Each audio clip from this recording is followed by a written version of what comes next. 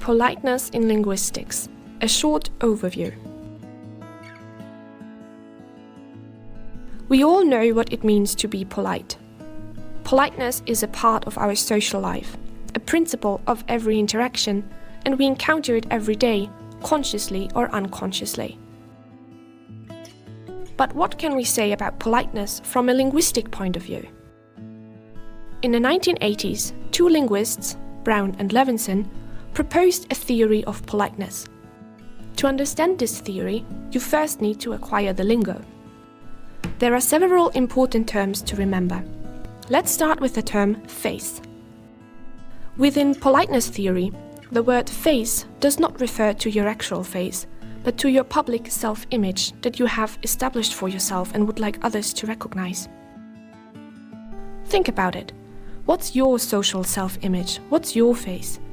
How do you want others to perceive you? Let's meet Tom. Tom loves to be part of a group.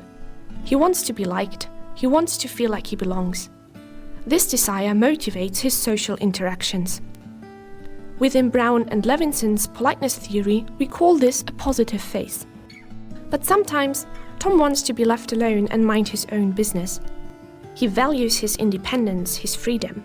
He does not want to be told what to do, and he does not want to be imposed on, and no, he's not interested in small talk right now.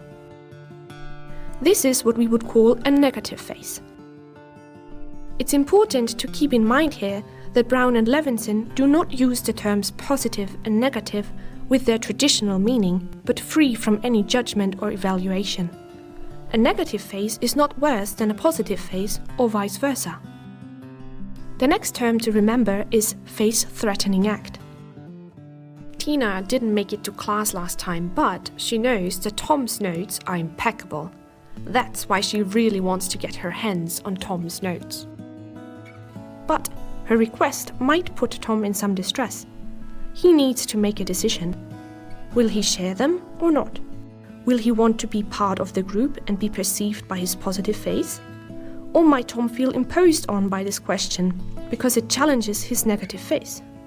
That's why Tina's request can be regarded as a potential face-threatening act.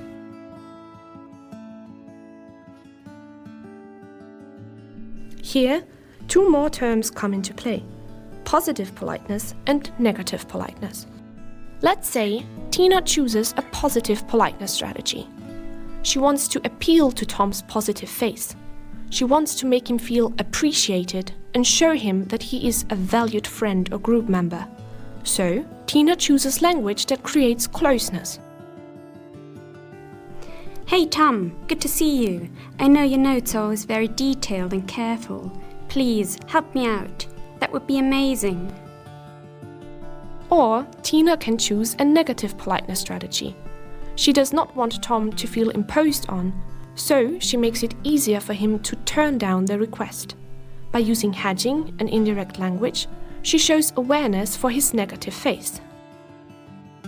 Hi Tom, I feel really bad for asking this. I know that you always put so much work into your notes, and I should have been on time for the last lecture. Would it be okay for you if I copied them? Just this once. This strategy emphasizes Tom's freedom to say no. Now that we know all these terms, we are able to understand this chart that is a visual representation of Brown and Levinson's politeness theory. The arrow on the bottom shows the risk of face loss, and the right option in this decision tree is always the higher risk. Let's talk through it. Basically, you're always left with two options.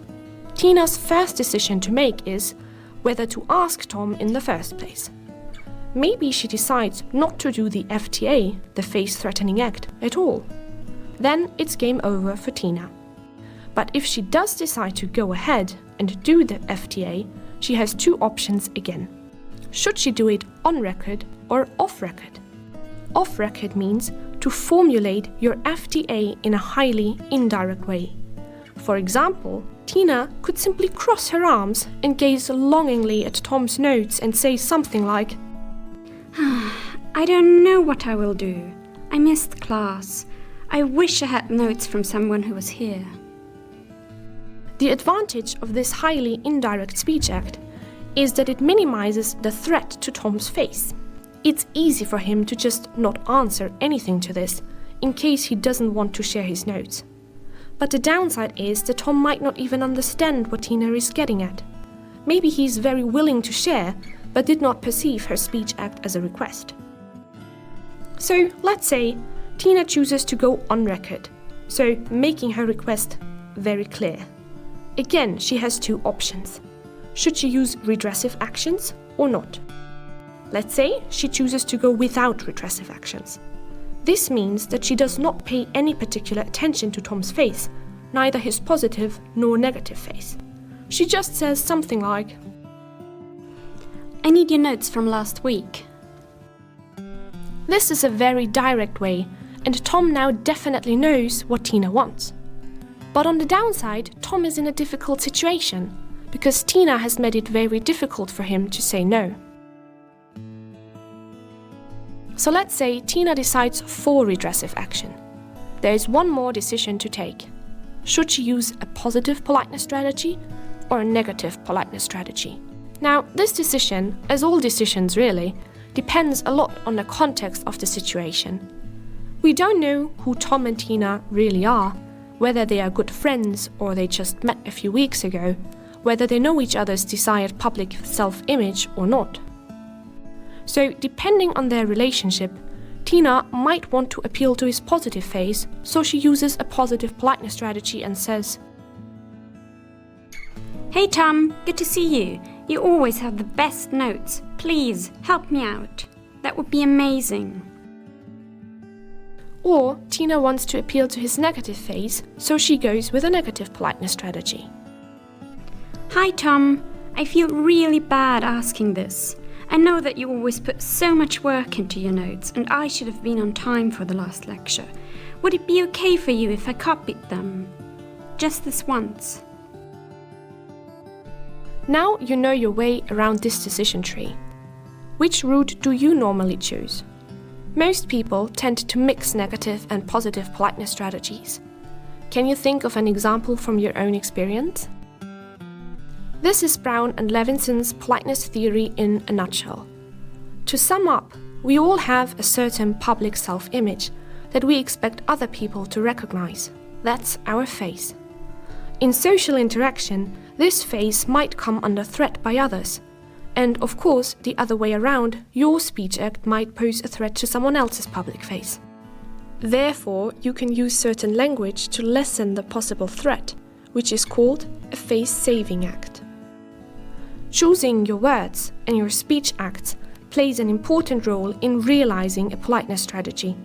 The politeness theory in linguistics therefore provides a framework of how language users minimize and mitigate face loss in communication.